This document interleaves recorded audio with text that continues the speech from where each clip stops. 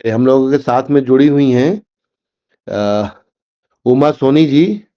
Uma Soni ji politics में ही हैं। भारतीय संस्कृति में नारी का सम्मान वर्सेस राजनीति में उसकी वास्तविक स्थिति, ये जो टॉपिक है आपका, तो इस पे हम लोगों को शेयर करिए। और जो वर्तमान में जो बिल अभी 24 घंटा पहले पास नहीं हो पाया, जो कानून इस मुल्क का बन नहीं पाया है, उसके बारे में आप रोशनी डालें प्लीज।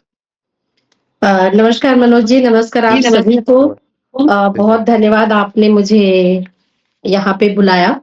मनोज जी, मैं स्टार्ट करूंगी सोच और नियत से। बात यहाँ सोच और नियत की है।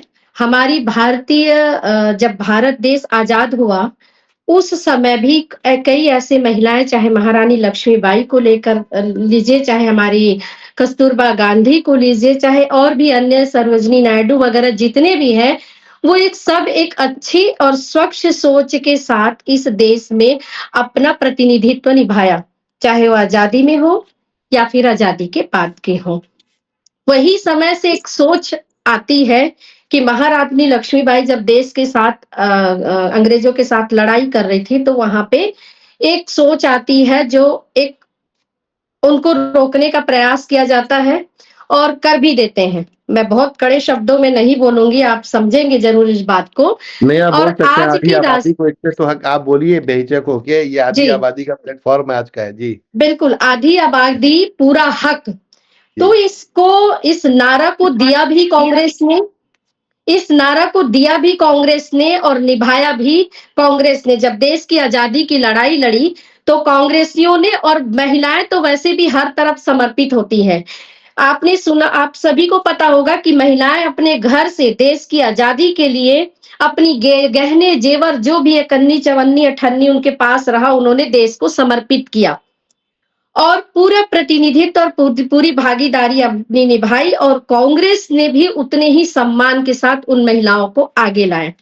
देश जब आजाद हुई तो मिनी माता और हमारी विजय लक्ष्मी जी, सुभद्रा जोशी जी, अनुसुईया काले जी जैसे सांसद हमारे 1952 के बाद चुन करके आई और उन्होंने एक अच्छा प्रतिनिधित्व दिया। नारी की हक की बात करने की बात हम कहेंगे, और नारी ने जो अपना गरिमा को रखा इस भारत भूमि में कि मैं नारी हूं और मैं कुछ भी कर सकती हूं, तो उसकी बहुत बड़ी उदाहरण हमारे देश की प्रथम प्रधानमंत्री। बहुत बड़ी सोच और बहुत बड़ी हिम्मत की बात होती है कि हम किसी महिला को देश के प्रधानमंत्री बनाए और उसका प्रतिनिधित्व स्वीकार करें। ये भी उस आजादी के बाद भी कांग्रेस ने इस सोच को आगे लाया। और श्रीमती इंदिरा गांधी जी ने कहीं पे भी ये नहीं होने दिया कि अगर उस देश की प्रतिनिधित्व उनको मिला है तो खाली वो किसी के रिमोट कंट्रोल बन के बैठे, बल्कि उन्होंने पाकिस्तान को दो टुकड़े करके भारत भूमि के नीचे, भारत भूमि में नतमस्तक करने के लिए मजबूर कर दिया पाकिस्तान को। ये है इस देश की आधी आबादी की प्रतिनिधित्व, और ये है उस कांग्रेस की आजादी के समय की सोच जो आज तक आई है। आगे मैं बढ़ते जाऊंगी कि इस देश ने में जब राजीव गांधी जी आए, स्वर्गीय राजीव गांधी जी इस देश के प्रधानमंत्री बने, तो वही कि एक समय आया कि महिलाएं घर से बाहर नहीं निकल पाती थी, सारा काम वो करती थी, सारा टेंशन अपने सिर पे लेके चलती थी, लेकिन उनको कोई प्रतिनिधित्व नहीं मिलता था, चाहे शिक्षा के उसमें, चाहे पंचायत में, चाहे सदन में। उन्होंने पंचायती राज के माध्यम से महिलाओं को आगे लाया, महिलाओं को प्रतिनिधित्व दिया। उन्होंने एक चूल्हे चौके से हटाकर एक सम्मानजनक त्रिस्तरीय पंचायत में उनको प्रतिनिधित्व दिया, शिक्षा का अधिकार दिया, है ना, सारी चीजें वो लेकर आए। बाद उसके देखते हैं कि हमारे देश में प्रथम राष्ट्रपति बनाने का भी साहस एक महिला को कांग्रेस ने किया, श्रीमती प्रतिभा पाटिल जी। अब बड़े सम्मानजनक देश से तरह से बड़ी गरिमा के साथ उन्होंने इस का प्रतिनिधित्व किया। उसके बाद हमारी लोकसभा स्पीकर आई मीरा कुमार जी, उन्होंने भी बड़ी गरिमामयी ढंग से इस देश के लोकसभा का स्पीकर रहते हुए गरिमामय ढंग से पक्ष विपक्ष को दोनों को सामान्य तरीका से देते हुए उन्होंने अपना कार्यकाल पूरा किया गरिमामय ढंग से। ये मैं सोच और नियत की बात इसलिए कही कि जो देश के आजादी के लिए, भारत भूमि के लिए अपने खून न्यौछावर किया और आज भी उन्होंने देश के लोकतंत्र और देश को मजबूत करने के लिए अपना कोई प्रयास कमी नहीं किया। अब यहाँ पे जब आजादी की बात से लेकर अब हमें प्रतिनिधित्व बढ़ाने की बात आती है, तो हमारे वर्तमान रूलिंग पार्टी की जो सरकार है, उसमें अवसर तलाशती है। आपकी नियत नक्कल थी महिलाओं को आगे बढ़ाने की और देश की मजबूत करके, और आज भी नहीं है। अगर ये तो आप नारा इस इनका नारा है, बेटी बचाओ बेटी बढ़ाओ। तो ये कैसे आप कह पा रही हैं कि इनकी नीयत नहीं है आगे बढ़ाने की? मनोज जी, बेटी पढ़ाओ, मणिपुर, उन्नाव, ऐसे कई विभत्स घटनाएं आपने इस देश में देखा है, लेकिन देश के कोई भी इस सरकार की महिला, मैं तो उनको छोड़ देती हूँ पुरुष के एक तरफ जो खुद एक अपराधी हैं, लेकिन महिलाओं को भी बोलने का और बचाव करने का सामर्थ्य नहीं है। वो नहीं आए सामने। आप कैसे कह सकते हैं बेटी पढ़ाओ का नारा इनका सफल होना चाहिए? आप ये देखिए शिक्षा का स्तर, जिस तरीका से इन्होंने प्राइवेटाइजेशन किया और पूरी तरीका से स्कूलों को बंद किया गया, आप कैसे कह सकते हैं कि बच्चियों के पास इनके लिए इनके पास कुछ है? ये टोटली दिखावा करने का काम करते हैं, इनके पास कुछ भी नहीं है। ये एसटी एससी को ऑलरेडी आरक्षण तो मिला ही हुआ है और मिल भी रहा है। इन्होंने उनको एसटी एससी को भी आरक्षण नहीं देना है। सही पूछेंगे, वो एसटी एससी को भी आरक्षण नहीं देना चाहते। वो दोहरे मत से यहाँ पे आए थे, दोहरे मत को लेकर के यहाँ आए थे, दो नीति के साथ कि हम इनको, जाहिर सी बात है, आधी आबादी में जब महिला प्रतिनिधित्व करती है तो हमें सबको ध्यान देने की जरूरत है। आज ओबीसी वर्ग में कितनी महिलाएं हैं? हम महिला आरक्षण की बात कर रहे हैं, तो हम किसी भी वर्ग को छोड़ नहीं सकते। अगर हमें नियत हमारी अच्छी होगी, सोच होगी, हम तो किसी भी एक वर्ग को वंचित नहीं कर सकते हैं। आधी आबादी है, तो जनगणना के अनुसार, जनसंख्या के अनुसार या जाति जनगणना के अनुसार इनको प्रतिनिधित्व मिलना चाहिए, जो कि इस सरकार में नहीं है क्षमता, न वो देना चाहती। ये है उनकी जो नुमाइंदगी एससी एसटी कम्युनिटी के लोग या और जातियों के लोग या समाज का जो वर्गीकरण है उनके लोग जाते हैं, तो वहां पे जाके मौन होने की अवस्था में होते हैं, और जो कानून पास होते हैं उस जगह से वहां पर उनके विरोध ना हो का समर्थन होता है। जैसे कि हम लोगों को इस महिला आरक्षण बिल पे ये चीज देखने को मिला है। महिला होने के बाद भी उस बिल पे बहुत सारी महिला सांसदों का समर्थन रहा है। तो क्या ऐसा कारण है कि आने वाले भविष्य में अगर आपका संख्या बल अगर उस जगह पे पहुंचता है, तो उस नीयत के साथ काम हो पाएगा महिलाओं के लिए? बिल्कुल सर, हम देखिए, अभी इन्होंने वहां पे जिन महिलाओं ने समर्थन नहीं किया, मैंने आपसे पहले ही कहा था, नियत और सोच की बात होती है। आप चूंकि उस, मेरी आवाज शायद आ रही आवाज आ रही है, साफ आ रही है। जी, अगर मुझे मेरी आवाज बात नियत और सोच की आती है। जिस सरकार को आप प्रतिनिधित्व कर रहे हैं या जिस पार्टी की आप समर्थन कर रहे हैं, तो जाहिर सी बात है आप वही कहेंगे जो रूलिंग पार्टी चाहेगी।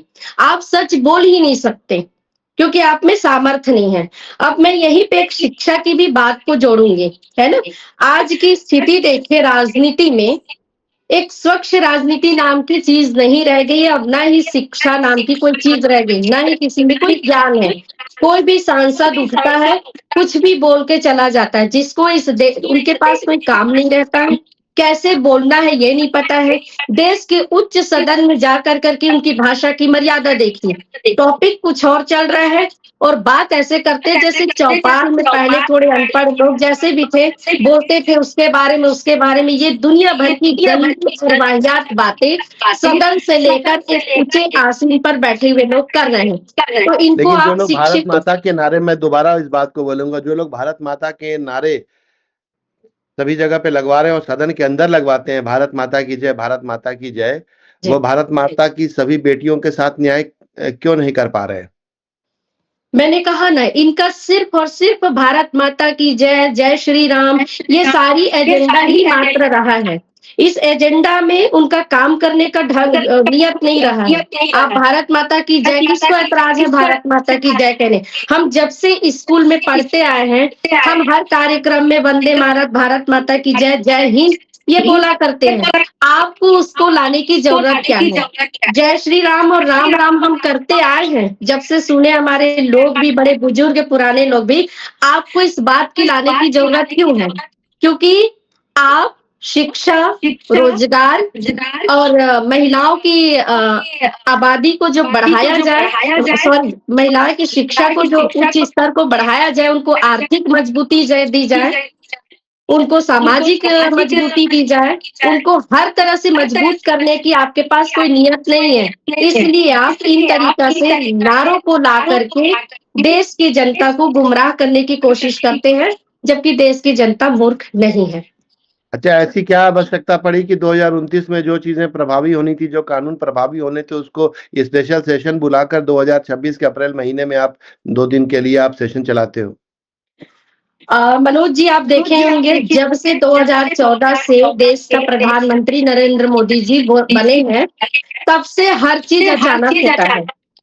नोटबंदी से लेकर लॉकडाउन, और कोई भी उनको ऐसा अधिनियम पारित करना होता है जो कि सही नहीं रहता है, न देश के लिए सही रहता है।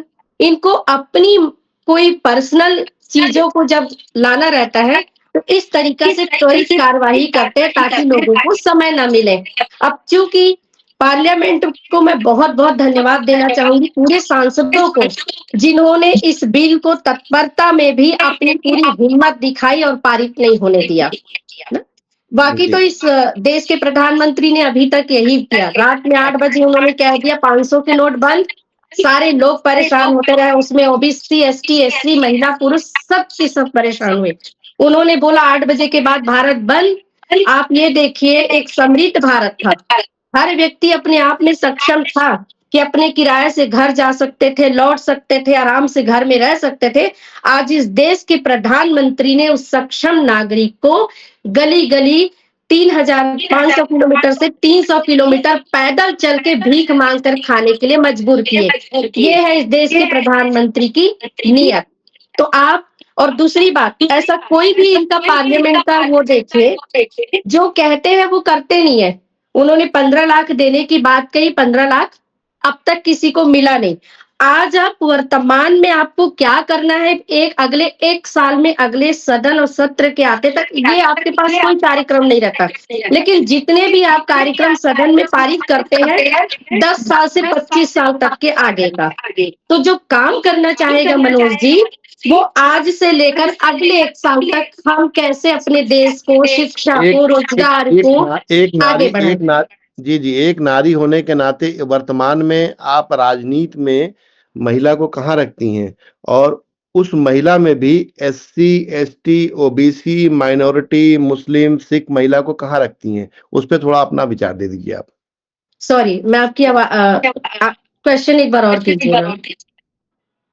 महिला होने के नाते, नारी समाज के होने के नाते, आप वर्तमान में राजनीति को, सियासत को किस तरीके से देखती हैं? और उसमें भी शेड्यूल कास्ट समाज, शेड्यूल ट्राइब समाज, ओबीसी समाज, मुस्लिम महिलाएं, सिख समाज की महिलाएं, अदर माइनॉरिटी समाज की जो महिलाएं हैं, उनको राजनीति में कहाँ आप किस स्तर पे देखती हैं?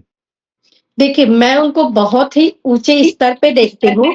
अगर उनको स्वतंत्रता मिली, और आज भी कई उदाहरण हैं, चाहे आप सोनिया गांधी जी को देखें, विपक्ष में भी कई ऐसी महिलाएं थी, आज भी कई अलग पार्टी में महिलाओं को देखेंगे, जब उनको स्वतंत्र रूप से काम करने दिया जाता है, तो वो महिला किसी भी वर्ग की हो, वो बड़े सम्मानजनक ढंग से अपने कार्य को करती हैं, और करना भी चाहिए। और ओबीसी समाज की महिलाओं को रिजर्वेशन जो नहीं दिया जा रहा था इस बिल में, उसके लिए क्या आपके विचार हैं? इनको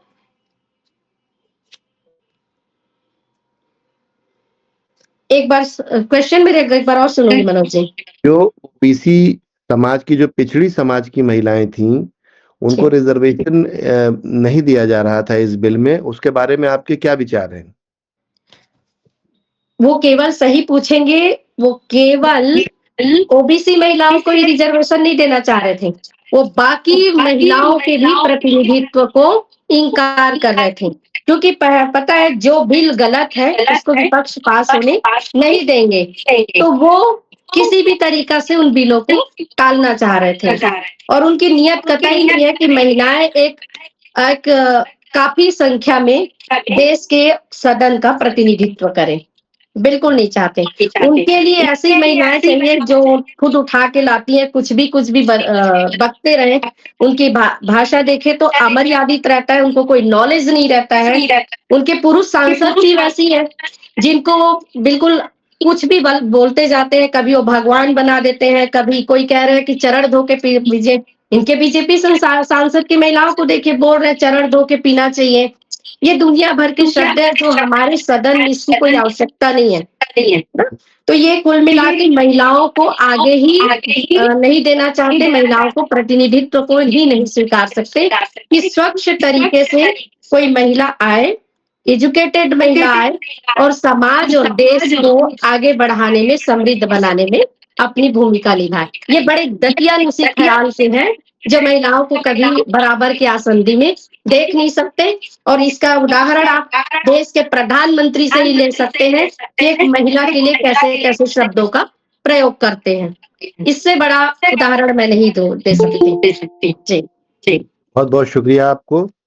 जी, थैंक यू सो मच बहुत अच्छे आपको से भी। जो है आफ्टर कॉन्स्टिट्यूशन ऑफ इंडिया और पार्लियामेंट से लेके तमाम प्री हिस्ट्री हम लोगों से पहले की भी जो महान विभूतियां इस देश में आई हैं, बड़े निर्णय लिए गए हैं, उसके बारे में सभी तरीके से आपने उसकी व्याख्या की है। बहुत-बहुत धन्यवाद। अब आधी आबादी चूंकि आज की टॉपिक है, तो हम लोग का समय भी खत्म हो रहा है। बहुत अच्छे से सभी लोगों ने अपना भूमिका दिया है और बहुत अच्छी जानकारियां दी हैं एसआरटी वे के साथ।